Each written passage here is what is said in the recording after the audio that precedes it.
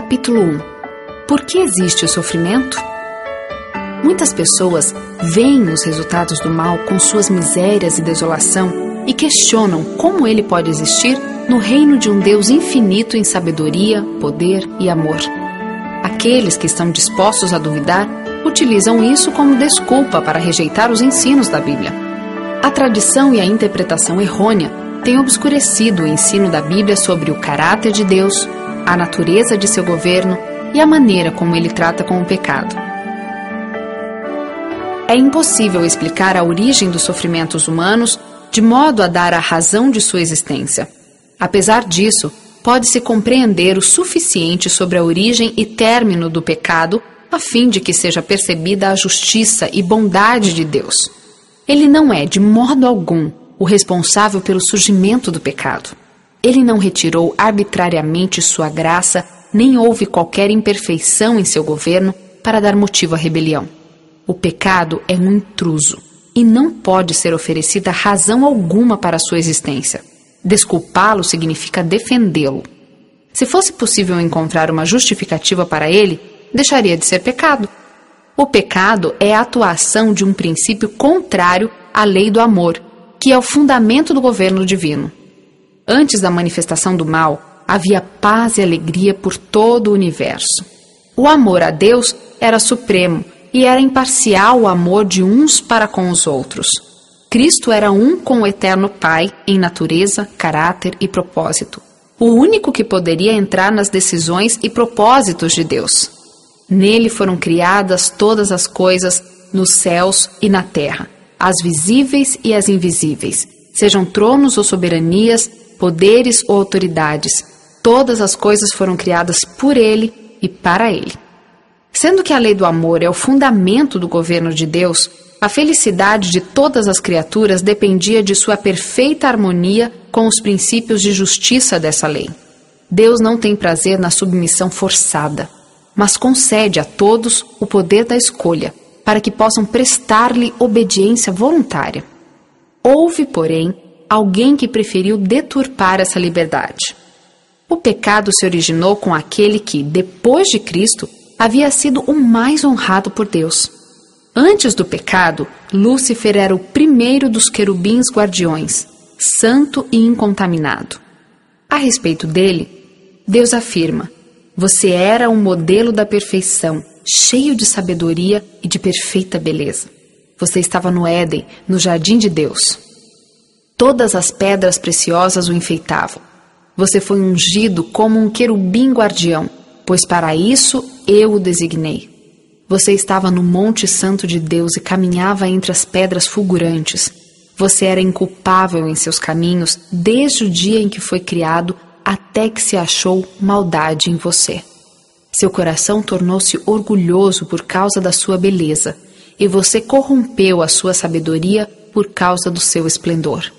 Você pensa que é sábio, tão sábio quanto Deus. Você que dizia no seu coração: subirei aos céus, erguerei o meu trono acima das estrelas de Deus. Eu me assentarei no monte da Assembleia, no ponto mais elevado do Monte Santo. Subirei mais alto que as mais altas nuvens, serei como o Altíssimo.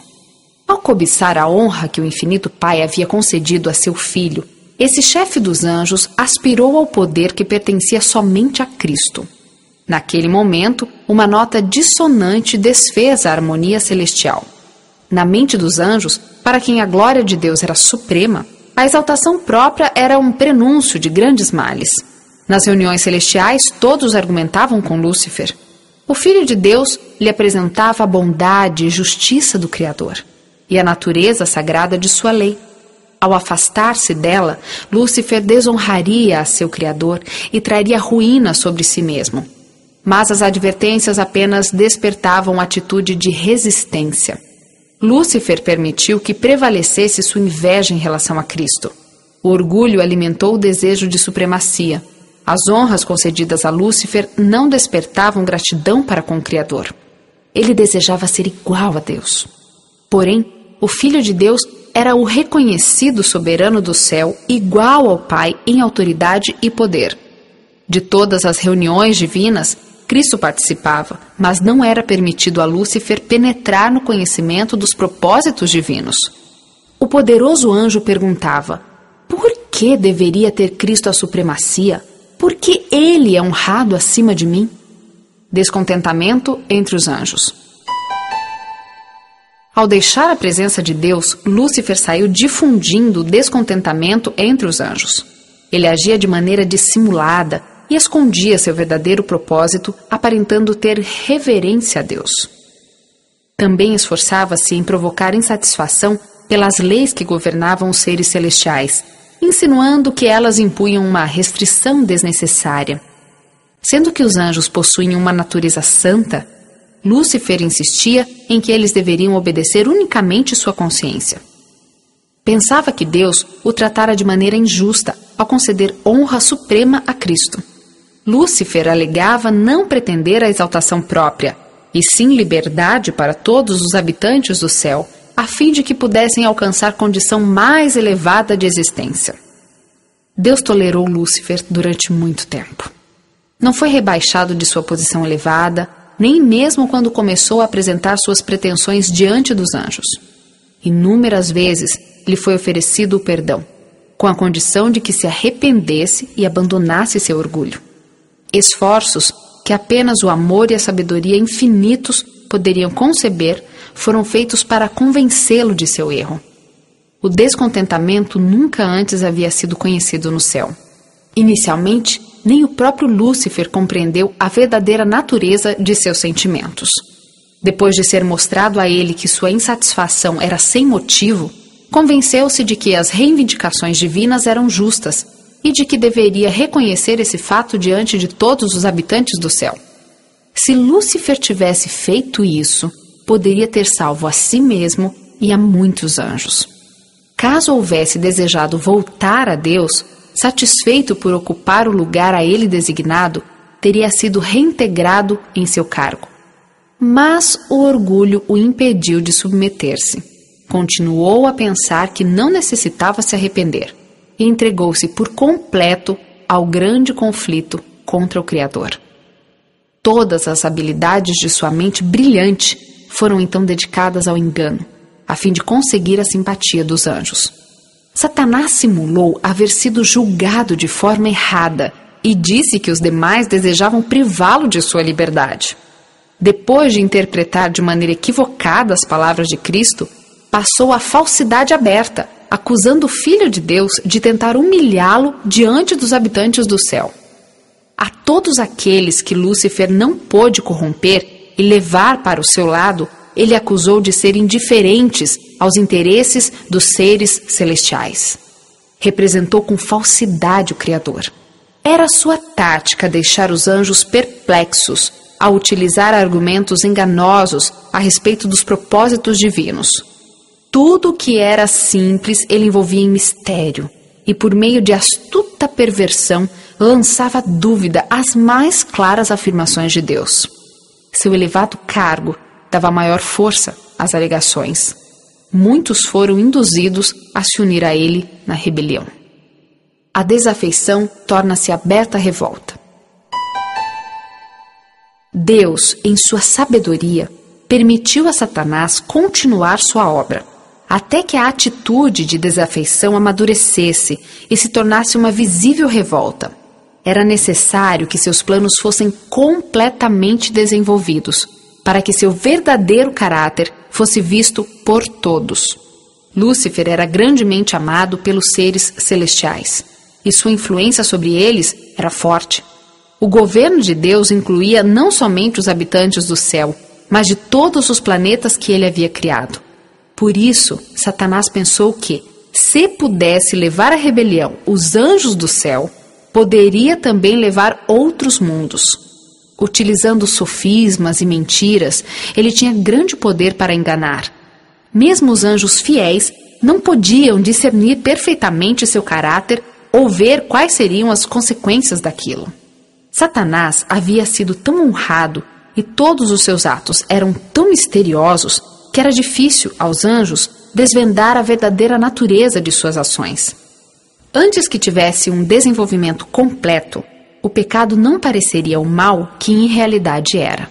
Seres santos não eram capazes de perceber as consequências de desprezar a lei divina. Inicialmente, Satanás havia alegado estar promovendo a honra de Deus e o bem de todos os habitantes do céu.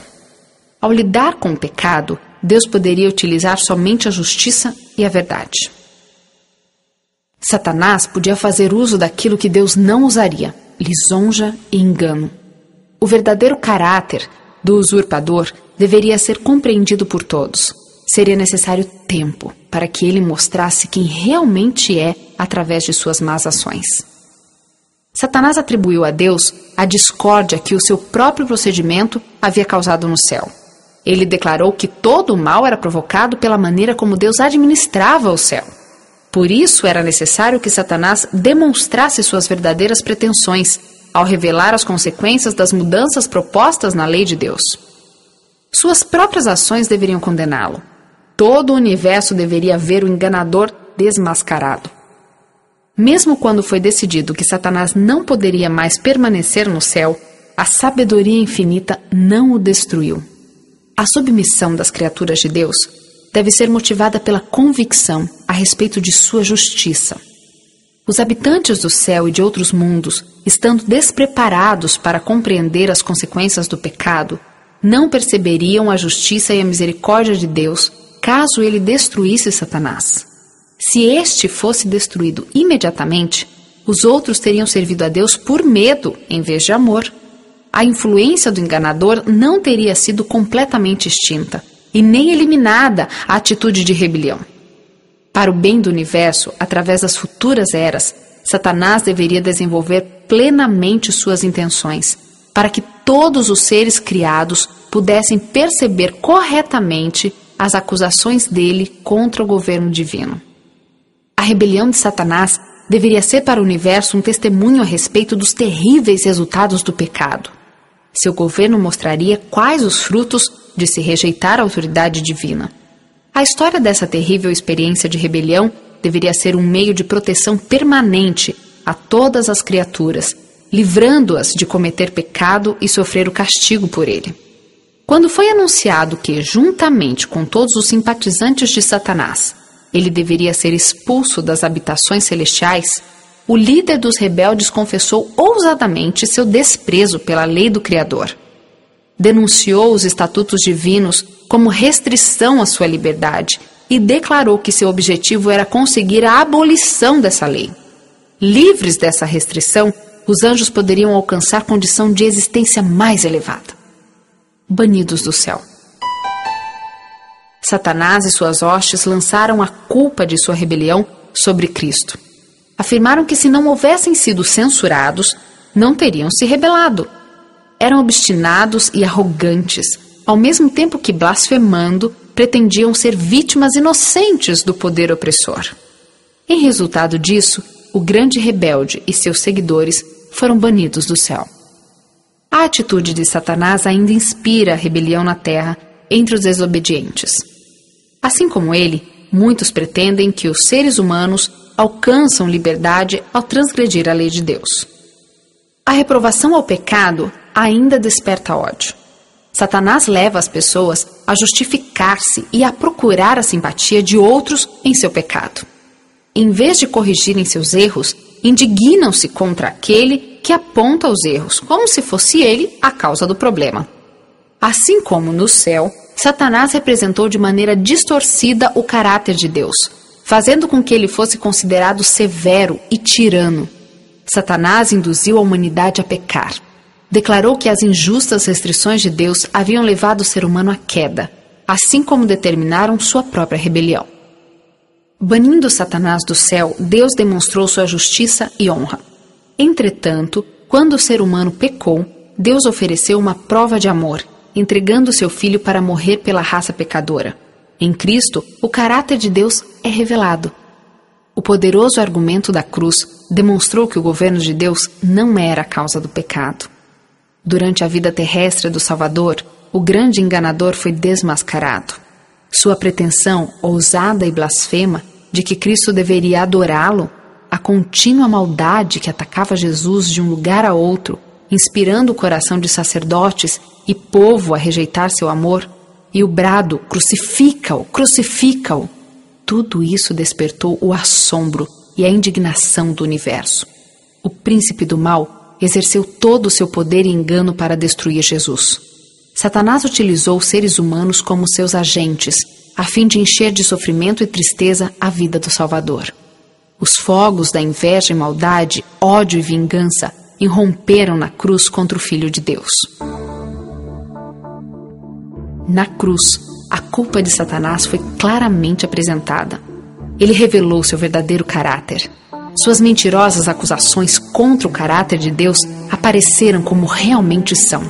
Ele havia acusado a Deus de exaltar a si mesmo ao requerer obediência de suas criaturas e declarara que, embora o Criador exigisse a abnegação de todos os outros, ele próprio não a praticava e não fazia sacrifício algum. Na morte de Cristo foi visto que o governante do universo havia realizado o máximo sacrifício que o amor poderia efetuar, pois Deus em Cristo estava reconciliando consigo o mundo. Cristo, a fim de destruir o pecado, humilhou-se e foi obediente até a morte. Em favor do ser humano. Todo o céu viu a justiça de Deus revelada. Lúcifer havia declarado que a raça pecadora estava além da possibilidade de salvação. Mas a penalidade da lei recaiu sobre Jesus, que era igual a Deus, permitindo ao ser humano aceitar a salvação e, através de arrependimento e humildade, triunfar sobre o poder de Satanás. Mas não foi meramente para salvar o ser humano que Cristo veio à Terra e aqui morreu. Ele veio para demonstrar a todos os mundos que a lei de Deus é imutável. A morte de Cristo prova que ela não pode ser modificada e demonstra que a justiça e a misericórdia são o fundamento do governo de Deus. Na execução final do juízo, será visto que não existe motivo para o pecado. Quando o juiz de toda a terra perguntar a Satanás: "Por que você se rebelou contra mim?", o originador do mal não poderá apresentar resposta alguma. No grito agonizante do Salvador na cruz, "Está consumado", soou a sentença de morte de Satanás. O grande conflito foi resolvido naquele momento. A eliminação definitiva do mal se tornou certa. Vem o dia, ardente como uma fornalha. Todos os arrogantes e todos os malfeitores serão como palha, e aquele dia que está chegando ateará fogo neles, diz o Senhor dos Exércitos. Não sobrará raiz ou galho algum. O mal jamais se manifestará outra vez. A lei de Deus será honrada como a lei da liberdade. Criaturas provadas nunca mais se desviarão da fidelidade àquele cujo caráter foi manifestado como expressão de amor ilimitado e infinita sabedoria.